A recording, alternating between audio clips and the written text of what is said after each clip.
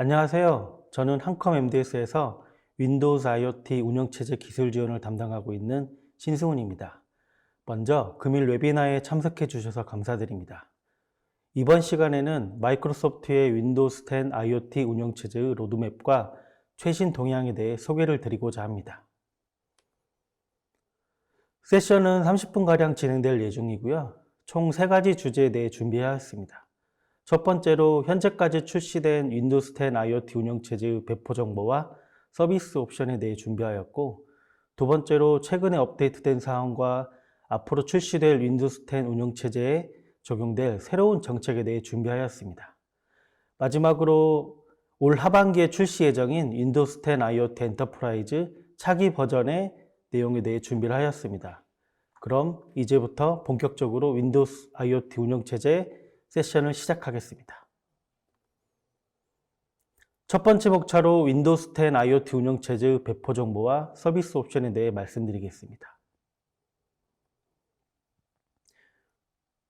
보시는 것과 같이 마이크로소프트는 산업시장에서 사용하기 적합한 다양한 윈도우즈 10 기반의 운영체제와 솔루션들을 제공하고 있습니다. 포스 및 키오스크 기반의 소매시장, IPC 기반의 산업 자동화 및 제조 시스템, 의료기기, 스마트시티와 스마트 빌딩, ATM 및 싱클라이언트 기반의 금융시장, 보안 및 엔터프라이즈 등과 같은 많은 산업 분야에서 윈도우즈 10 기반 운영체제와 솔루션이 사용되고 있습니다. 마이크로소프트는 20년의 윈도우즈 임베디드 경험을 IoT용 윈도우즈로 발전시켰고, 현재 9억 대 이상의 장치에서 윈도우즈 10이 실행되고 있으며 곧 10억 대에 도달할 것으로 예상을 하고 있습니다. 윈도우즈 10 IoT 운영체제는 이미 IoT 솔루션의 핵심인 엔터프라이즈급 보안과 관리 용이성, 긴 수명주기, 많은 에코 파트너와 인프라, 애저 등의 클라우드와 연결성을 제공하고 있으며 계속해서 발전되고 있습니다. 또한 윈도우즈 10 IoT 운영체제는 지능형 엣지 장치를 위한 AI, 머신러닝 등의 스마트 기능과 서비스를 제공하고 있습니다. 지금 보시는 장표는 현재까지 출시된 윈도우즈 10 IoT 엔터프라이즈 운영체제의 버전들입니다. 윈도우즈 10은 2015년도에 처음으로 출시되어 현재 2021년도까지 계속해서 버전이 업그레이드되고 있습니다. 여기서 주목할 점은 산업용 시장에서 가장 많이 사용되고 있는 윈도우즈 10 IoT 엔터프라이즈 LTSB 또는 LTSC 운영체제입니다. 현재 윈도우즈 10 IoT 엔터프라이즈 2016 LTSB 버전이 산업용 제품에 가장 많이 적용되어 사용되고 있으며, 그 다음으로 업그레이드된 버전인 2019 LTSC 운영체제가 사용도 점차 증가하고 있습니다. 서비스 옵션 항목을 보시면 CB와 LTSB, SAC와 LTSC로 구분이 되어 있는 것을 보실 수 있는데, 이 부분에 대해서는 다음 장표에서 자세히 설명드리겠습니다. 현재 출시된 가장 최신 버전의 윈도우즈 10 IoT 엔터프라이즈 제품은 2021년 5월에 출시된 윈도우즈 10 21H1 버전입니다.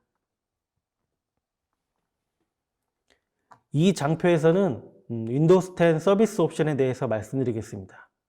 먼저 윈도우즈 10 운영체제의 서비스 옵션 중 반기 채널이 있습니다. 세미 애뉴얼 채널, 즉 SAC 버전으로 불리는 운영체제는 1년에 2번 새로운 기능 업데이트가 제공이 됩니다. 인터넷만 연결되어 있으면 무료로 새로운 버전으로 기능 업데이트를 받을 수 있습니다. SAC 버전은 제품 수명주기 정책에 따라 상반기에 출시된 제품은 제품 출시일로부터 18개월 동안 서비스가 제공되며, 하반기에 출시된 제품은 제품 출시일로부터 30개월 동안 서비스가 제공됩니다. 위 표의 녹색 별표 부분을 보시면 하반기에 출시된 윈도우즈 10 IoT 엔터프라이즈 제품은 출시 후 30개월 동안 서비스가 제공이 되는데, 같은 하반기에 출시된 버전이라 하더라도 일반 범용 버전의 윈도우즈 10 홈, 프로 등은 제품 출시 후 18개월까지만 서비스가 제공이 됩니다. 이와 같이 윈도우즈 10 운영체제의 일반 범용 SAC 버전과 IoT 산업용 SAC 버전이 수명주기 정책이 차이점이 있습니다. 구 버전에서 새로운 버전으로 기능을 업데이트할 경우에도 전체적인 OS 기능이 업그레이드 되기 때문에 사용자는 앱과 장치 드라이버 호환성 부분을 확인하셔야 됩니다. 그 이유는 윈도우스 10 운영체제 버전에 따라 호환 및 지원되는 아니면 지원이 안 되는 장치 드라이버가 있기 때문에 이 점을 꼭 유의하셔서 기능 업데이트를 진행하시기를 바랍니다. 두 번째로 윈도우스 10 운영체제의 서비스 옵션 중 장기 서비스 채널이 있습니다. 롱텀 서비싱 채널, 즉 LTSC 버전으로 불리는 운영체제는 2년에서 3년마다 새로운 버전이 제공이 되며 새로운 버전으로 변경하고자 한다면 해당 기기에 새로운 버전의 OS 설치 파일로 다시 설치해야 됩니다. LTSC 버전은 제품 수명주기 정책에 따라 제품 출시일로부터 10년간 서비스가 제공이 되며 매월 보안 및 안정성 업데이트, 버그 핫픽스 파일이 정기적으로 제공이 됩니다.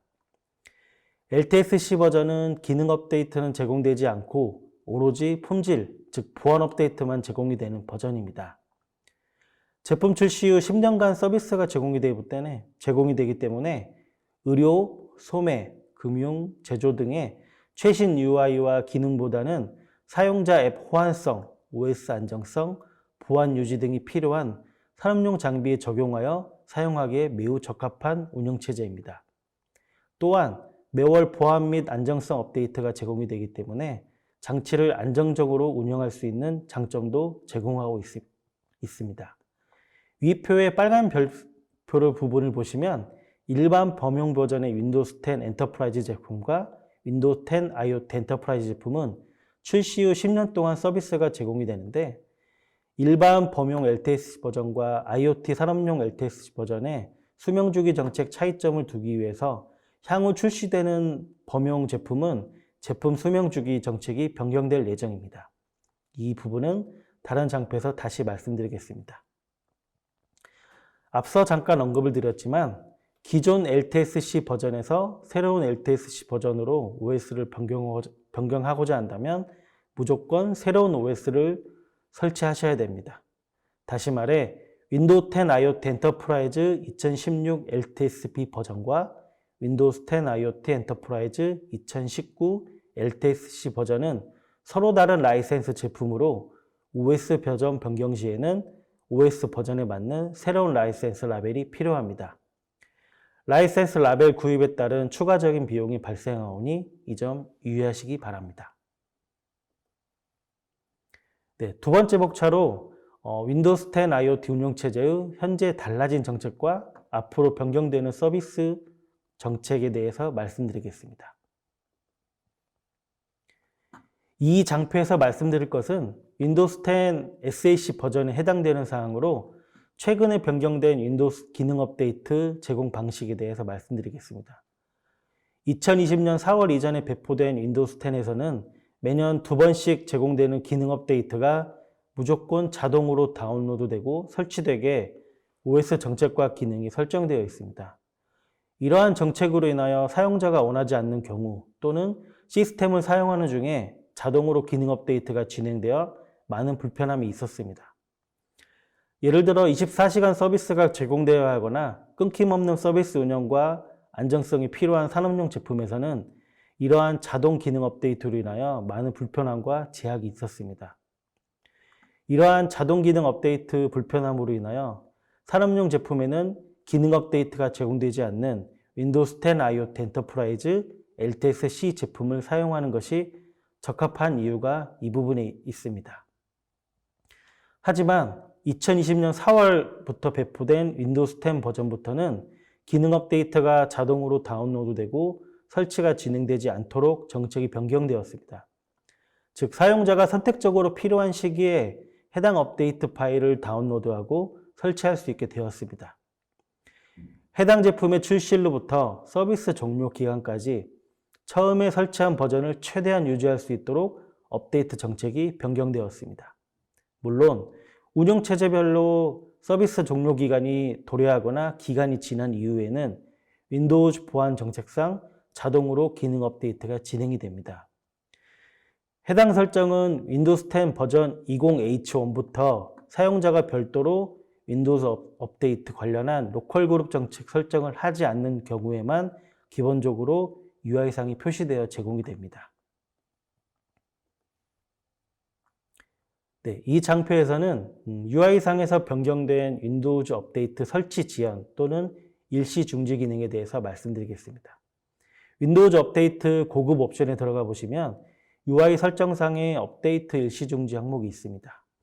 윈도우스 10 20H1 이전 버전에서는 기능 업데이트를 최대 365일까지 지연 설정 가능하였고, 품질 업데이트는 최대 30일까지 지연 설정이 가능하였으나 20H1 이후 버전부터는 기능과 품질 업데이트 모두 최대 35일까지만 가능하도록 UI 설정이 변경되었습니다.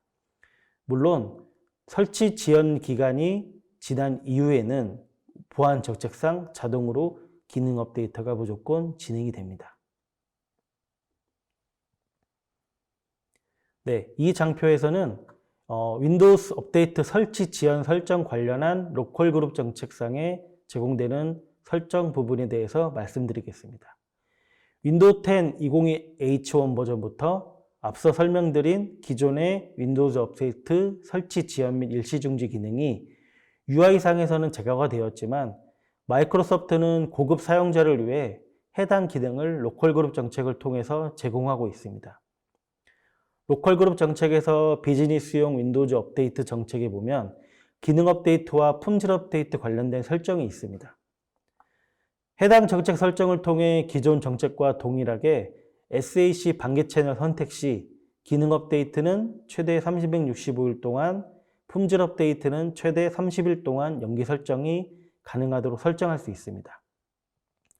또한 연기 설정이 지난 이후나 윈도우스 10 서비스 종료 기간 이후에 업데이트되는 윈도우 10 버전을 사용자가 원하는 특정 버전으로 지정하여 기능 업데이트가 되도록 설정할 수도 있습니다. 참고로 앞서 말씀드린 것과 같이 로컬 정책 그룹을 통해 윈도우즈 업데이트 설치 관련한 설정을 할 경우에는 OS에서 기본으로 제공되는 서비스 종료 기간까지의 윈도우즈 기능 업데이트 자동 지연 정책이 적용되지 않습니다. 따라서 OEM에서는 윈도우스 10 제품 운영 및 서비스 방안에 따라 최종 사용자의 요구에 맞는 적합한 윈도우스 업데이트 정책 시나리오를 구성하여 사용하시면 됩니다. 네, 이 장표에서는 윈도우즈 운영체제 사용자라면 누구나 사용하고 있고 익숙한 인터넷 익스플로러 브라우저에 변경되는 정책에 대해서 말씀드리겠습니다. 내년 2022년 6월 15일자로 인해 현재 최종 버전인 인터넷 익스플로러 11 버전이 지원이 종료가 되며 IE 대비하여 더욱 빠르고 안전한 마이크로소프트 엣지 브라우저만 제공이 됩니다.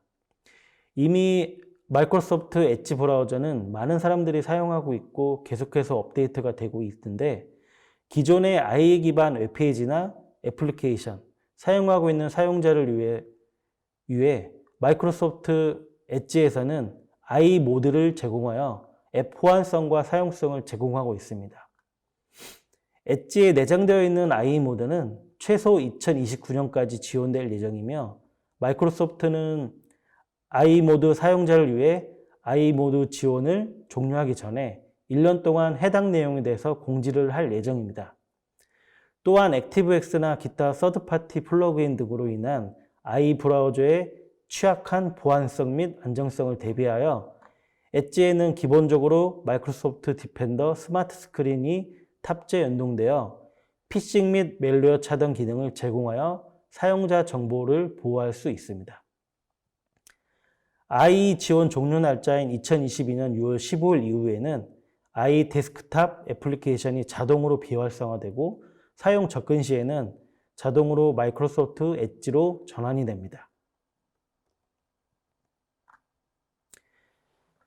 네, 내년 6월에 지원이 종료되는 IE 데스크탑 애플리케이션은 모든 윈도우스 10 제품에 적용되는 것은 아니고 반기 채널인 SAC를 통해 제공되는 범용 윈도우스 10 버전과 산업용 윈도우스 10 IoT 버전 20H2부터 영향을 받습니다.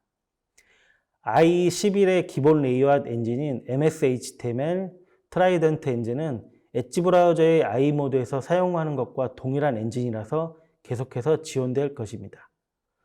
또한 구 버전의 윈도우스 7과 윈도우 8.1, 윈도우스 10 서버, 장기 채널인 LTSC를 통해 제공되는 범용 윈도우스 10, 산업용 윈도우스 10 IoT 버전은 IE 지원 종료 정책에 영향을 받지 않습니다. 다시 말해 윈도우즈 기능 업데이트가 제공되고 반기 채널 기반의 윈도우스 10 클라이언트 제품은 영향을 받고 구 버전의 OS와 윈도우 10 서버, 품질 업데이트만 제공되는 장기 서비스 채널 기반의 윈도우스 10 클라이언트 제품은 영향을 받지 않습니다. 참고로 현재 윈도우스 10에 탑재되어 있는 마이크로소프트 엣지 브라우저에서 IE 모드를 사용하실 수 있기 때문에 IE 기반 앱이나 서비스를 제공하고 있는 고객분들께서는 미리 호환성 테스트를 해보시기를 권장해 드립니다.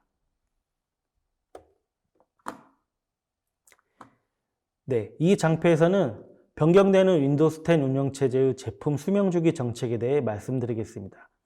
앞서 장표에서 말씀드렸던 윈도우스 10 운영체제의 서비스 옵션인 반기 채널과 장기 서비스 채널에 대해서 설명을 드리면서 제품 지원 기간에 대해서 언급을 드렸습니다.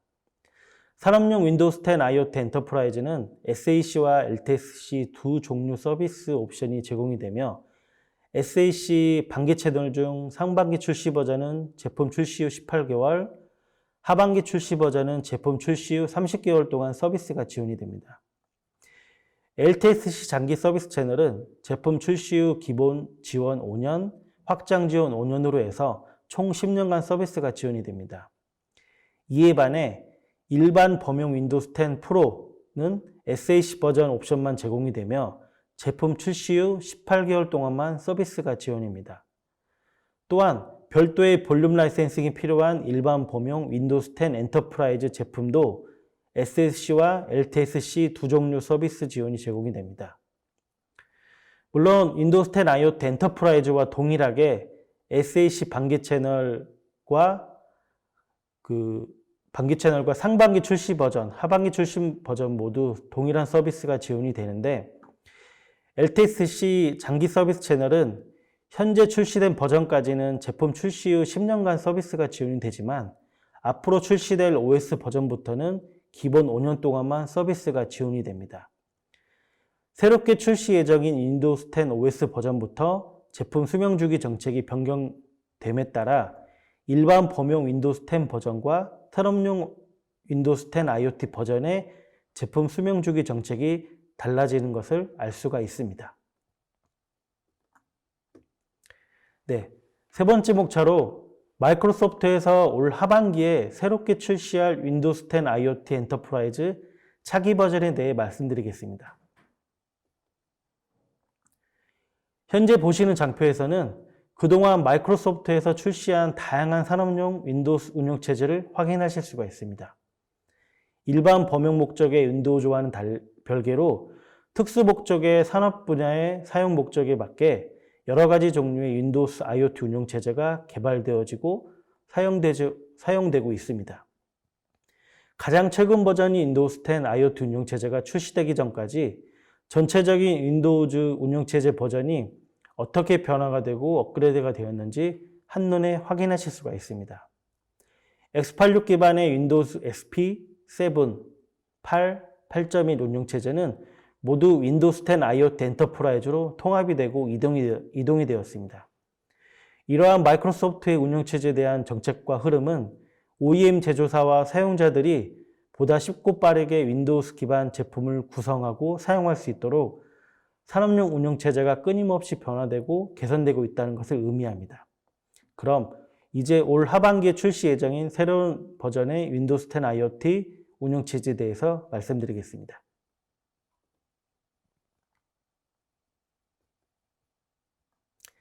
네, 이 장표를 보시면 2015년에 윈도우스 10 IoT 엔터프라이즈 2015 LTSB 버전이 처음 출시되었고 그 이후 2016 LTSB, 2019 LTSC 버전이 출시되었습니다. 출시된 윈도우스 10 IoT 엔터프라이즈 LTSB, LTSC 운영체제들은 제품 출시 후 10년간 서비스가 지원이 되는 것도 확인하실 수 있습니다. 장기간의 서비스 지원 정책은 OS 안정성, 앱 호환성 등을 고려했을 때 일반 범용의 버전이 윈도우스 10보다 산업용 윈도우스 10 IoT 기반으로 제품을 개발하고 운영하는 데 있어서 큰 이점이 될 수 있습니다. 드디어 2019 버전 이후 올해 가을에 윈도우스 10 IoT 엔터프라이즈 LTSC 2021 버전이 새롭게 출시가 될 예정입니다. 윈도우스 10 운영체제의 서비스 옵션에 대해 말씀드렸듯이 장기 서비스 채널 제품은 2, 3년 주기로 새로운 제품이 출시가 되기 때문에 올해 가을에 새로운 장기 서비스 채널이 출시가 됩니다. 이제 좀 더 새로운 2021 제품에 대해서 알아보도록 하겠습니다. 네, 하반기에 출시 예정인 윈도우스 10 IoT 엔터프라이즈 2021 운영체제는 윈도우스 10 IoT 코어와 윈도우스 10 IoT 엔터프라이즈 두 플랫폼이 통합되어 나오는 새로운 디자인의 통합 운영체제입니다. 리눅스 운영체제와 IoT 코어, IoT 엔터프라이즈 운영체제의 주요 장점들을 채택하여 새롭게 디자인되어 선보일 예정입니다. 이 운영체제의 주요 기능에 대해서 간단히 말씀드리겠습니다. 첫 번째로 이제 윈도우 운영체제에서도 리눅스 기반의 Azure IoT 엣지를 실행할 수가 있습니다. 그동안 라즈베리 파이 등의 ARM 칩셋 기반의 리눅스 플랫폼에서만 Azure IoT 엣지 보드를 구동할 수가 있었는데 2021 LTSC 버전부터는 X86, X64 칩셋 기반의 윈도우 디바이스에서도 Azure IoT 엣지 보드를 구동이 가능해졌습니다. 또한 Azure 마켓플레이스에서 제공되는 다양한 리눅스 AI 모듈들 또한 윈도우즈에서 실행이 가능하여 이제는 하나의 윈도우스 디바이스에서 타사 플랫폼 기반 앱까지도 실행 가능해졌습니다. 다시 말해 하나의 윈도우 기반 디바이스에서 다양한 플랫폼 기반의 앱과 서비스, 솔루션을 제공할 수 있게 플랫폼 지원 범위가 확장이 되었습니다. 두 번째로 전 범위의 인턴 칩셋을 지원함에 따라 다양한 장치 포트폴리오를 가져갈 수가 있습니다. 해당 장표에는 나와 있지 않으나 윈도우스 10 IoT 엔터프라이즈 2021부터는 X86, X64, AMD64 칩셋 이외에도 ARM64 인베디드 칩셋을 지원할 예정으로 GPU가 지원되는 NXP 아이단 MX8M 칩셋 기반의 제품도 개발할 수가 있게 되었습니다. ARM 칩셋 지원 부분은 현재 마이크로소프트 규정상 비공개로 된 자료라서 오늘 이 시간에는 구도로만 말씀드리고 차후에 기회가 되면 자세히 다시 말씀드리겠습니다. 세 번째로 새로운 버전에서는 현재 윈도우스 10 OS 이미지 사이즈보다 작은 OS 사이즈를 지원하게 되어 필요한 최소 하드웨어 사용도 낮아졌습니다. 기존 윈도우스 10 OS 이미지 사이즈가 일반적으로 10기가에서 15기가 정도 되었다면 새로운 버전에서는 8기가 이하로 OS 사이즈를 줄일 수 있는 기능을 제공할 예정입니다.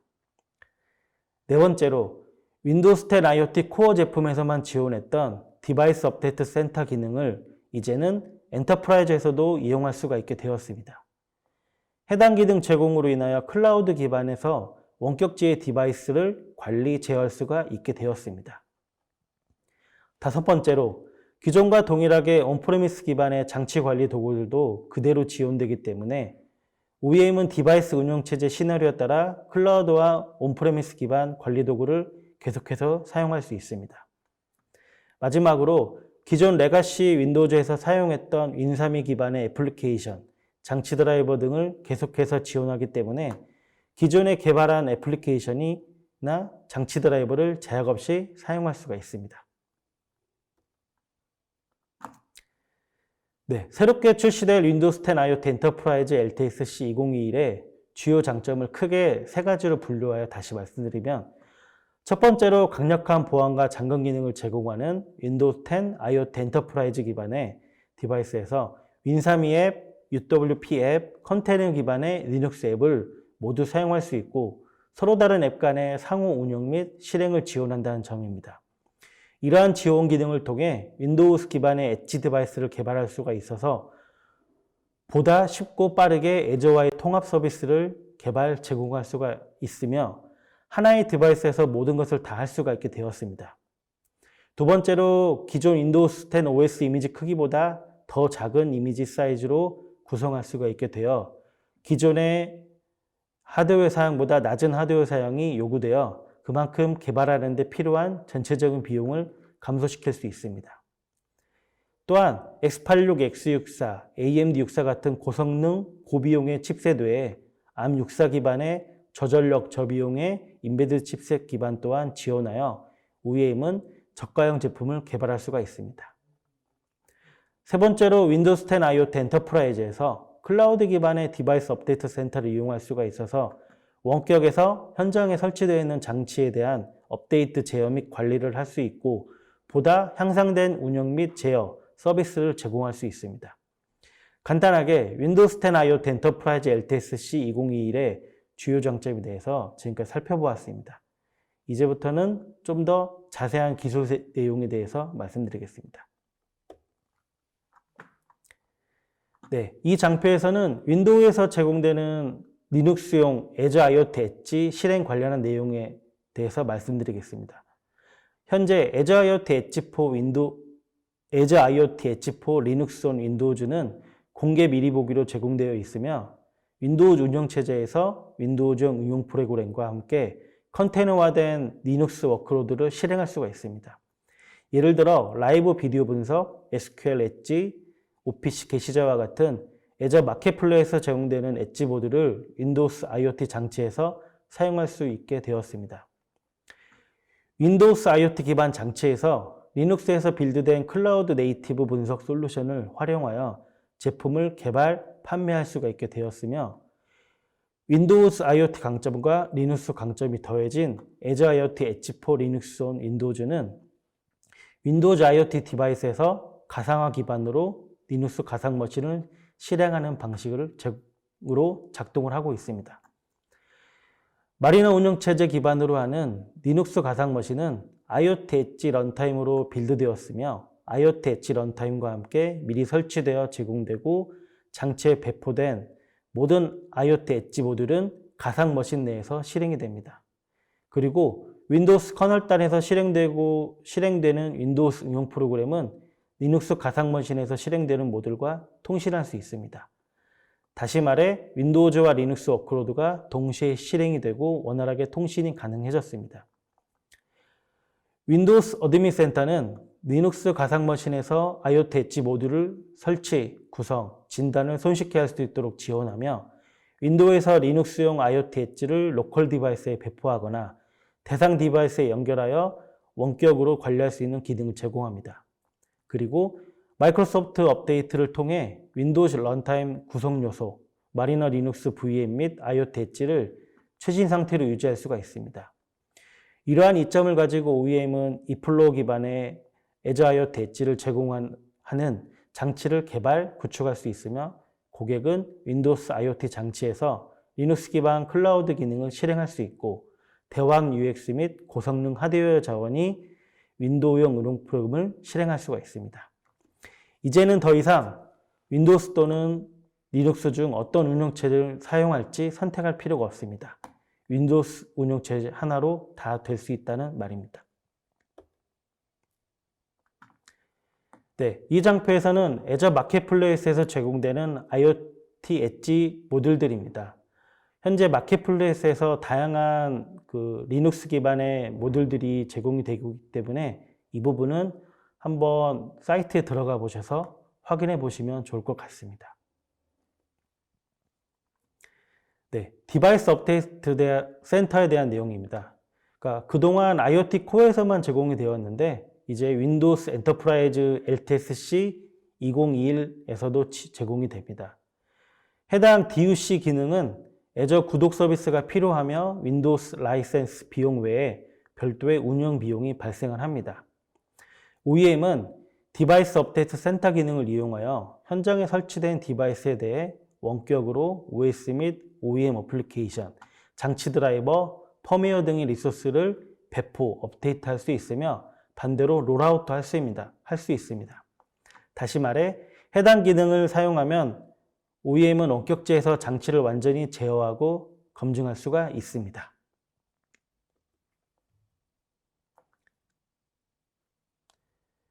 네, 두 번째로 윈도우즈 10 IoT 엔터프라이즈 LTSC 2021에서는 포스나 의료기기와 같은 2개 이상의 모니터를 주로 사용하는 IoT 장치에 대해 듀얼 터치 및 입력 기능을 제공할 예정입니다. 다시 말해 2명의 사용자가 각각 서로 다른 터치 모니터에서 동시에 터치 입력을 사용할 수 있도록 풍부한 대화형 경험을 제공할 예정입니다.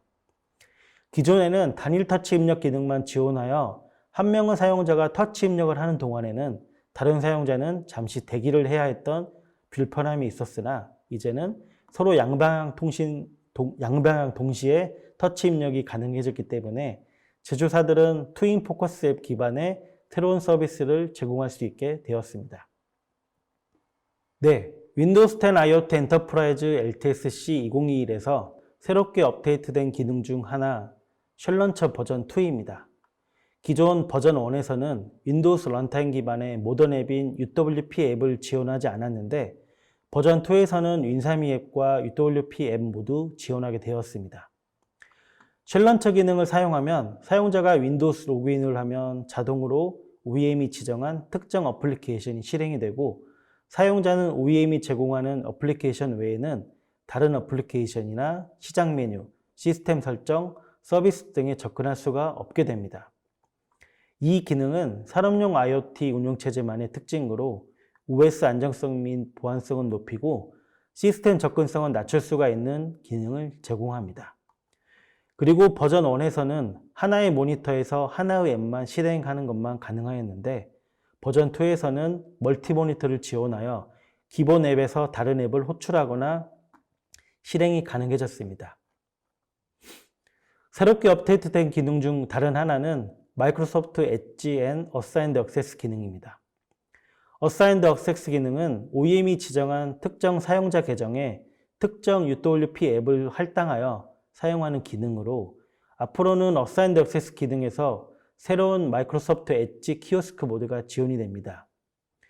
키오스크 모드는 디지털 인터랙티브 사이니지 환경, 즉 전체 화면 모드로 특정 사이트를 표시하는 환경과 공개 브라우징 환경, 즉 제한된 다중 탭 버전을 실행하는 환경을 지원하며 두 환경 모두 사용자 데이터를 보호하는 마이크로소프트 엣지 인프라이빗 세션을 실행하고 있습니다.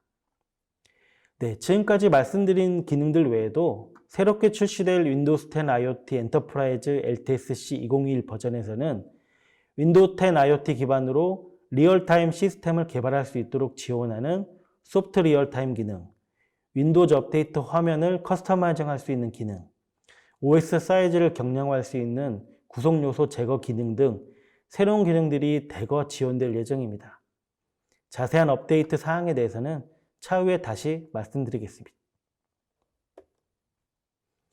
네, 지금까지 윈도우즈 10 IoT OS 배포 정보와 서비스 옵션, 새롭게 변경된 윈도우즈 10 정책들, 그리고 앞으로 출시될 윈도우즈 10 IoT 엔터프라이즈 2021 LTSC 버전에 대해서 알아보았습니다. 최근 들어 마이크로소프트에서 윈도우스 IoT 관련한 기술 정보와 관련 사이트들을 개편하여 제공하고 있습니다. 윈도우즈 IoT 관련된 자료들을 한눈에 확인하실 수 있도록 구성되어 있기 때문에 처음 윈도우즈 기반 제품을 개발하시거나 기존에 사용하시는 분들께서는 많은 도움이 될 것으로 보입니다. 또한 윈도우즈 10 IoT 개발자들을 위한 사이트도 통합 개편이 되어 윈도우스 IoT와 애저 IoT 등의 개발자분들께서도 유익하고 다양한 정보를 확인하실 수가 있습니다. 네, 드디어 마지막 장표입니다. 마이크로소프트는 끊임없이 IoT 비즈니스 개발과 개선을 위해 노력하고 있으며 이를 위해 매 50억 달러를 투자하고 있고 앞으로도 계속 발전해 나갈 것입니다. 하루빨리 윈도우즈 10 IoT 기반의 엣지 장치와 애저 클라우드와의 연동 서비스 또는 솔루션을 개발을 시작하여 보다 가치 있고 혁신 있는 비즈니스가 실현될 수 있기를 바라겠습니다. 네, 이것으로 오늘 제가 준비한 윈도우스 IoT 운영체제 세션을 마치도록 하겠습니다. 긴 시간 동안 시청해 주셔서 감사드립니다.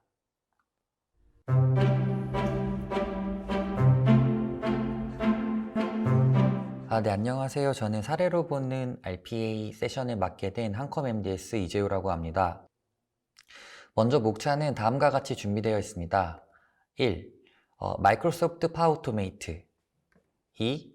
마이크로소프트 파워 플랫폼. 3. RPA에 대한 오해. 4. RPA에 적합한 업무 유형. 5. 사례로 보는 RPA. 6. 자주 묻는 질문. 총 6가지 항목으로 준비되어 있습니다. 먼저 마이크로소프트 파워 오토메이트부터 설명을 해드리겠습니다. 네, 마이크로소프트 파워 오토메이트를 설명하기에 앞서 RPA에 대해서 간단하게 말씀드리겠습니다. 네, RPA는 4차 산업시대의 핵심 기술로 소프트웨어 로봇 그리고 인공지능 기술로서 비즈니스 프로세스를 처리하는 자동화 기술을 뜻합니다. 또한 사람의 행동을 모방하여 실행하도록 설정이 되어 있기 때문에 보다 빠르게 실무에 적용할 수 있고 업무량의 변화에 따라 유연하게 변경이 가능합니다. 유연하게 변경이 가능하다는 말은 업무에 따라서 같은 플로우의 업무를 수행하는 보세 증감이 가능하다는 맛을 뜻합니다. 네, 이제부터 저희가 사용하는 솔루션인 마이크로소프트 파워 오토메이트에 대해서 설명해 드리겠습니다. 먼저 용어부터 말씀드리겠습니다. 네, 먼저 마이크로소프트 이그나이트 2019에서 처음 파워 오토메이트라는 네이밍으로 불렸는데요. 네, 시작은 마이크로소프트 플로우였습니다. 네, 마이크로소프트 파워 오토메이트는 파워 오토메이트와 파워 오토메이트 데스크탑으로 분류가 됩니다. 네, 먼저 파워 오토메이트부터 말씀드리자면 파워 오토메이트는 클라우드 기반의 소프트웨어이고 각각의 만들어진 플로우를 호출해서 자동화된 워크플로우를 생성할 수 있습니다.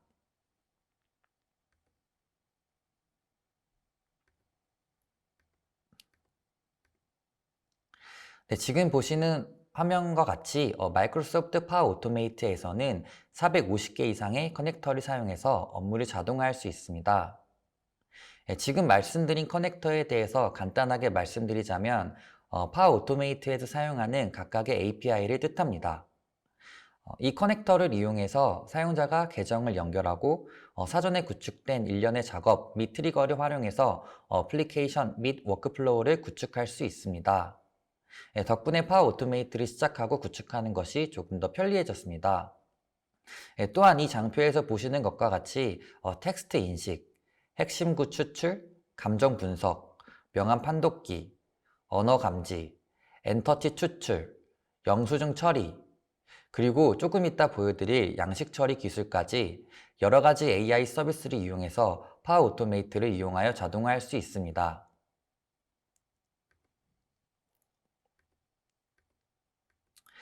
이제 파워 오토메이트 데스크탑에 대해서 말씀드리겠습니다.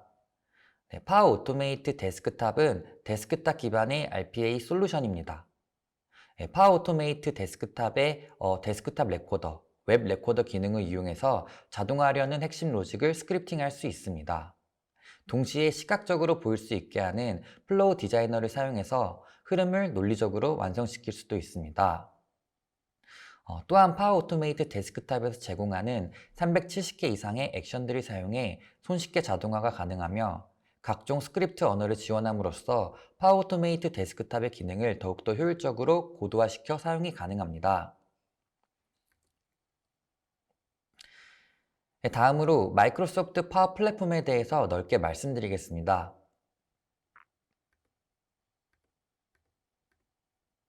마이크로소프트 파워 오토메이트의 가장 큰 장점으로는 파워 플랫폼과의 시너지에 있습니다.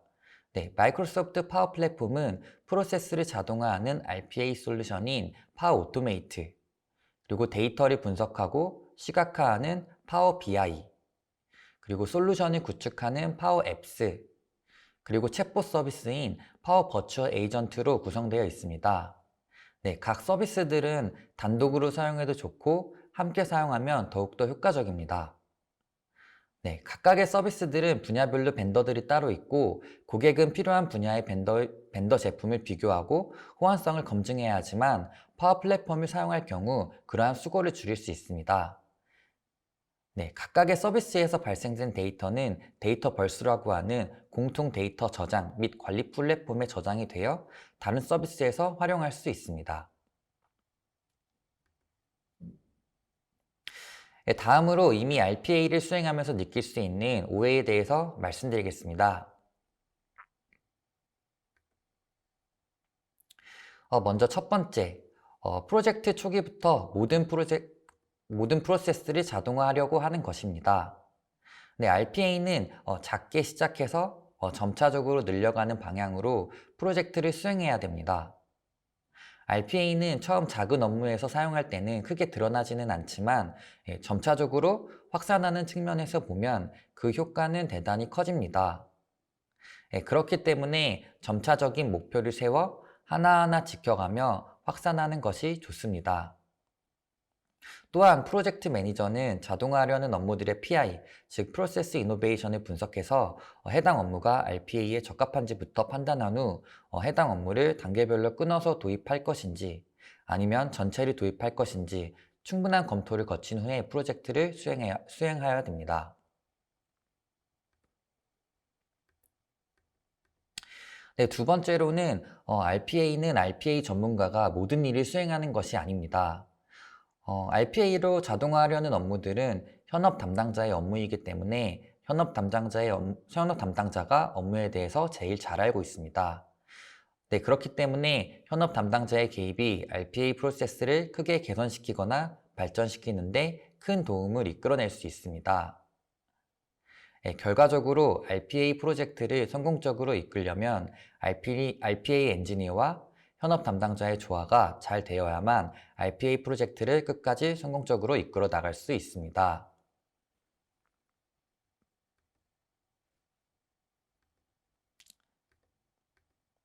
네, 세 번째로는 복잡하고 다양한 프로그램을 사용하는 것입니다. RPA는 사람의 판단이 들어가는 작업을 포함한 수작업 모두를 자동화하겠다는 의도이면 어떠한 결과가 초래될까요? 네, 프로세스 로직이 복잡해지고 구현을 해야 하는 모듈의 수, 그리고 모듈의 복잡도가 높아지고 이렇게 모듈의 복잡도가 높아지게 된다면 업무 처리 분기, 예외 처리 등등이 다양해져 구현이 어려울 경우가 생깁니다. 네, 이렇게 된다면 초기에 잡았던 예상과 일정을 넘길 위험이 커지겠죠. 네, 그렇기 때문에 RPA는 단순하고 반복된 작업들을 자동화했을 때 가장 큰 효과를 얻을 수 있다는 것을 항상 먼저 생각해야 될 것입니다. 네, 다음으로는 RPA에 적합한 업무, 그리고 적합하지 않는 업무 유형에 대해서 간단하게 말씀드리겠습니다.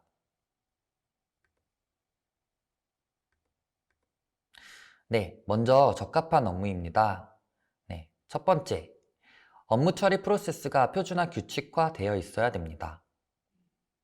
RPA는 단순 반복하는 작업에 대해서 효율성이 높아지기에 반복 규칙적인 업무여야 좋습니다. 두 번째, 업무 시나리오 규정이 가능하고 예외 케이스가 많지 않은 업무여야 됩니다. 예외 케이스가 많아지게 되면 단순 작업이 아니게 되고 이렇게 된다면 RPA보다는 솔루션 제작이 더 효율적일 수 있습니다.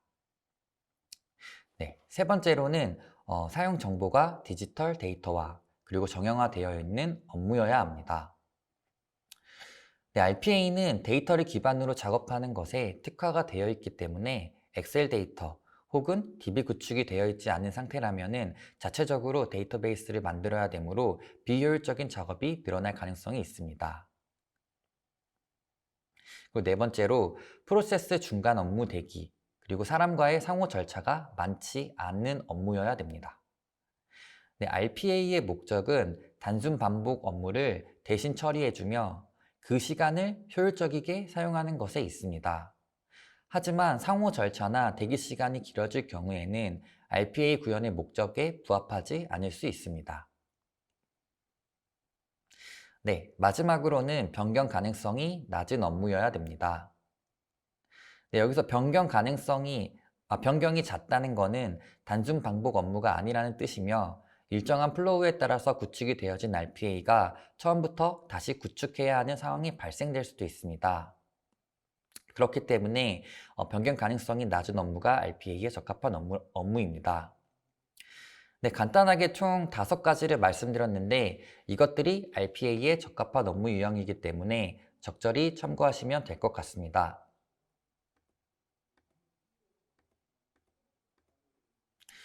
네, 다음으로는 RPA에 적합하지 않는 업무의 유형을 말씀드리겠습니다. 네, 첫 번째, 발생 빈도가 적은 업무. 네, RPA는 매일 반복되는 작업 시간을 효율적이게 쓰기 위하여 구축되는 것인데, 많이 사용되지 않는다면 구축의 효율성이 낮아질 수 있습니다. 네, 두 번째, 의사결정이 필요한 업무입니다. 사람의 생각과 결정이 필요한 업무의 경우 그 결과가 사람에 따라 달라질 수 있으므로 로직에 의하여 구현되는 RPA에는 적합하지 않습니다. 네, 세 번째, 솔루션 개발이 더 나은 업무. SAP나 여타 다른 툴 내에서의 작업으로 해결될 수 있는 문제라면 RPA가 필요 없으며 비효율적입니다. 네 번째로, 오류 발생 시 리스크가 큰 업무. 네, RPA 역시 프로그램이기에 버그나 기타 에러들이 발생할 수 있습니다. 네, 리스크가 큰 업무의 경우 이러한 경우를 방지하기 위해서라도 사람이 직접 확인하고 작업을 하는 것이 장기적으로 효율적이고 안전합니다. 네, 다음으로 사례로 보는 RPA입니다. 네, 지금 보시는 화면은 SAP의 파워 오토메이트를 연동하여 사용하는 사례입니다. 이 사례를 간단하게 말씀드리자면 SAP에서 데이터를 조회한 후 국세청의 계산서 발급 현황과 비교하는 업무인데요. 약 3,000건의 데이터 대사 업무에 약 10초 정도 소요되는 퍼포먼스를 보이고 있습니다. 이와 같이 SAP뿐만 아니라 다양한 산업 프로그램들을 파워 오토메이트를 통해 핸들링함으로써 자동화시킬 수 있습니다. 네, 자, 이제 다음 화면부터는 실제 구동되는 영상을 보며 이야기해 보겠습니다. 먼저 처음 보여드릴 사례는 RPA 챌린지 사이트에서 내려받은 엑셀 파일에 기재된 데이터를 RPA 챌린지 사이트 내 각 필드에 자동으로 입력하는 사례입니다. 네, 그럼 동영상을 재생해 보겠습니다.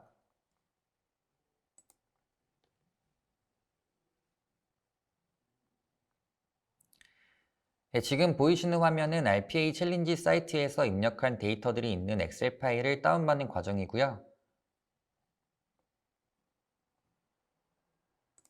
네, 지금 보시는 것과 같이 총 7가지의 컬럼이 기입되어 있는 것을 확인할 수 있습니다.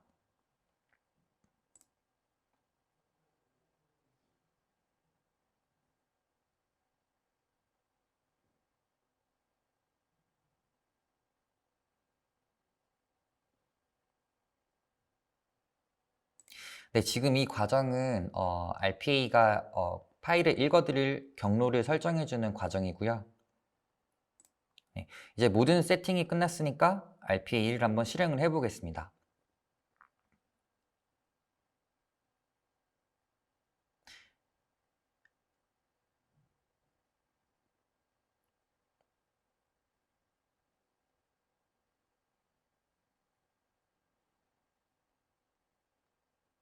네, 지금 정상적으로 파워토메이트가 실행이 되었고요.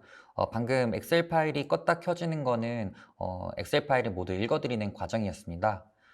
그 다음에 엑셀 파일을 읽어드린 후 다시 RPA 챌린지 포털 사이트에 들어간 다음에 웹사이트에 각 필드에 데이터를 집어넣는 과정입니다.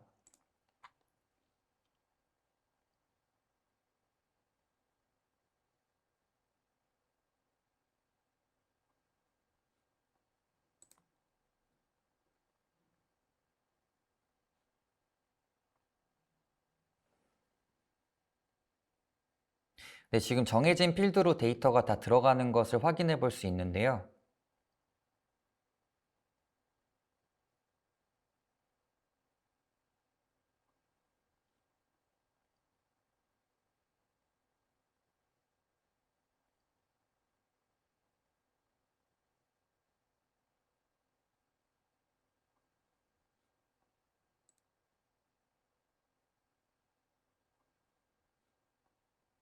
네, 지금까지가 RPA가 엑셀의 데이터를 모두 읽어드린 후 웹사이트 각 필드에 데이터를 집어넣고 모든 데이터가 잘 들어가는지 확인을 한 것이었습니다. 네, 이처럼 데이터 인풋 사례와 비슷한 업무가 여러분들의 업무에 있다면은 파워 오토메이트에 적용해 보는 것이 어떨까요? 네, 계속해서 두 번째 사례 보여드리겠습니다. 네. 다음으로는 웹 크롤링을 이용해서 엑셀 데이터 정제 후 결과값을 이메일로 전송하는 사례를 보여드리겠습니다. 네, 이번 영상은 네이버 증권에서 상위 테마 5개의 데이터만 가져온 뒤 이메일 전송을 하는 과정을 담고 있습니다. 네, 웹의 경우에는 매일 데이터 화면이 달라질 수 있으므로 달라져도 상관없을 속성값을 이용하고 안정적인 사이트를 이용하는 것이 웹 RPA의 핵심입니다. 그럼 동영상을 틀어보겠습니다.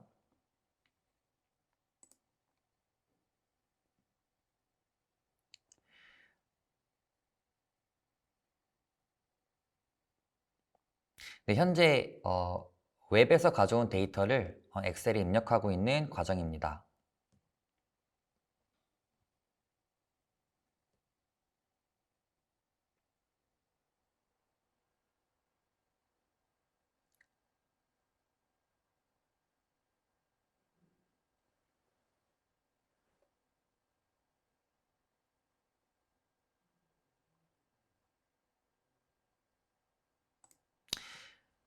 네, 지금은 또 시연성을 좋게 하기 위해서 정렬을 해주고 상승과 하락의 색깔도 입혀줍니다.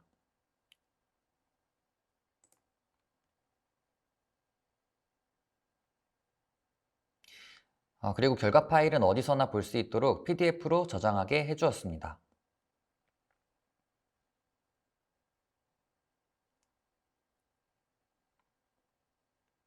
네, 지금 PDF로 저장된 것을 확인할 수 있고요. 네, 마지막으로 완성된 파일을 정해진 메일 주소로 전송을 해주는 과정입니다.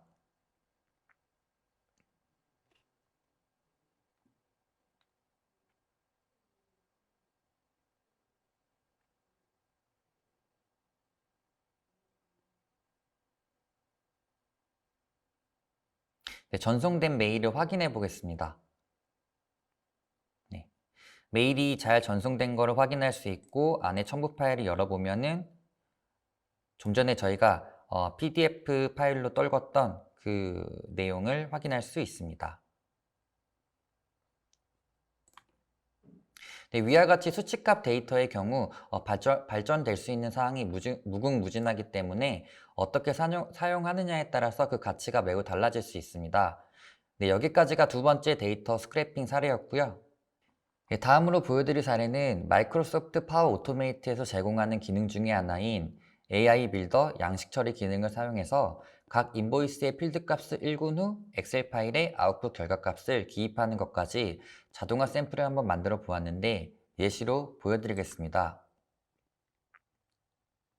네, 동영상을 한번 실행해 보겠습니다.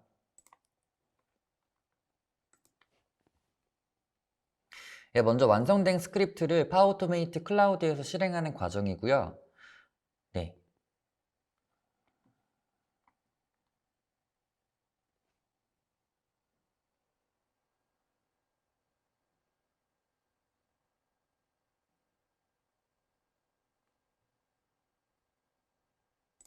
네, 지금 보이시는 이 인보이스 이미지에 있는 이 4가지 필드 값을 인식해서 엑셀 파일로 작성하는 작업을 할 겁니다.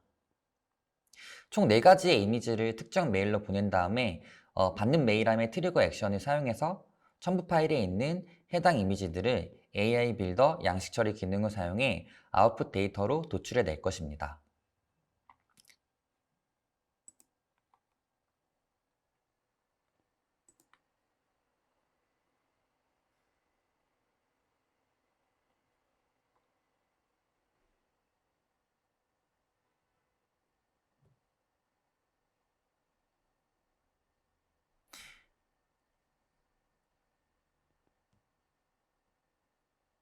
네, 현재 4가지 이미지를 선택해서 받는 메일로 보내는 과정이고요. 네. 네, 이때 받는 메일에서 특정 문구인 인보이스 체크로 들어온 메일을 걸러낸 후 해당 메일에 있는 첨부 파일, 즉 인보이스 이미지 파일이겠죠? 이 이미지 파일을 내려받은 후 차례로 프레딕이라는 AI 빌더 양식 처리 기능으로 이미지를 읽히는 작업을 할 것입니다. 먼저 4가지를 선택해서 메일을 보내는 과정이 끝났고요.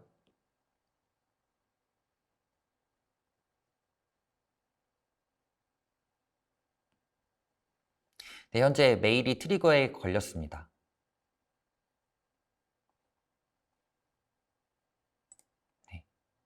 네, 그 후에 정상적으로 이제 프레딕이 실행이 되는 것을 확인할 수 있고요. 이러한 과정이 총 첨부 파일의 이미지 개수만큼 반복되게 됩니다. 저희가 아까 첨부 파일을 총 4가지를 첨부했기 때문에 총 4번이 반복되겠죠? 계속해서 실행해 보겠습니다.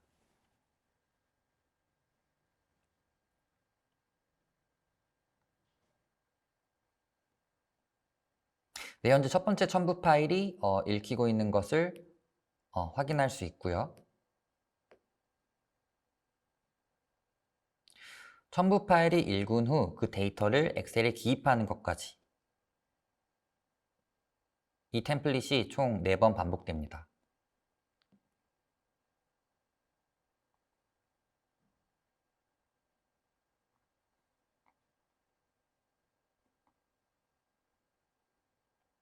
네, 지금 두 번째 첨부 파일이 읽혀서 엑셀로 기입되는 작업이 진행되고 있는 거고요. 네.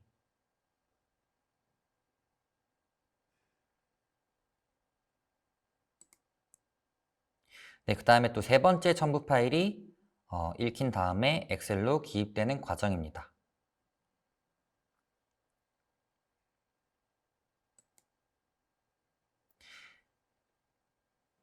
네, 그리고 마지막 첨부 파일까지 모두 읽히고 엑셀에 기입이 됐고요.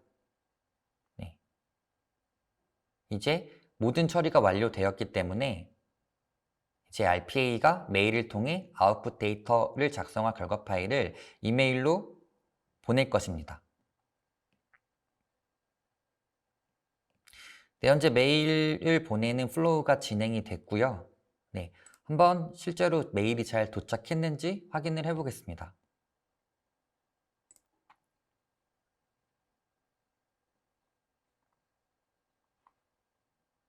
네, 현재 메일이 인보이스 프레딕 결과가 도착이 했고요. 다시 첨부 파일이 제대로 들어왔는지도 확인을 해보겠습니다.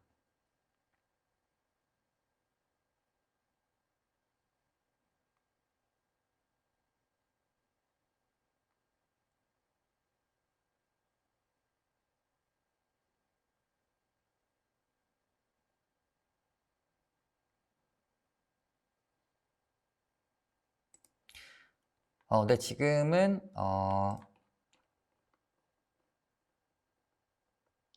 실제 인보이스 필드값과 일치하는지 확인해 보는 과정이고요.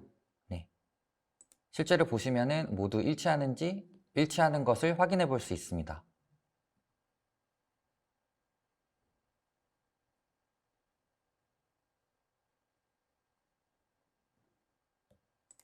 네, 여기까지가 AI 빌더 양식 처리 사례였고요. 네. 이제 다음 장으로 이제 마지막으로 RPA 도입을 희망하시는 분들이 자주 묻는 질문 중에 3가지만 꼽아서 준비해 보았습니다. 네, 먼저 1번. RPA를 구축하는데 얼마나 많은 시간이 소요됐나요? 네, 사실 이 질문에 대한 답으로는 정답이 없습니다. 네, 이유는 업무의 난이도에 따라 달라지지만 기존의 솔루션을 제작하는 것보다는 훨씬 짧은 시간이 소요됩니다. 네, 추가로 대규모의 프로젝트라도 업무가 규칙 기반이고 정리가 잘 되어 있다면 3개월 이내로 구축이 가능합니다.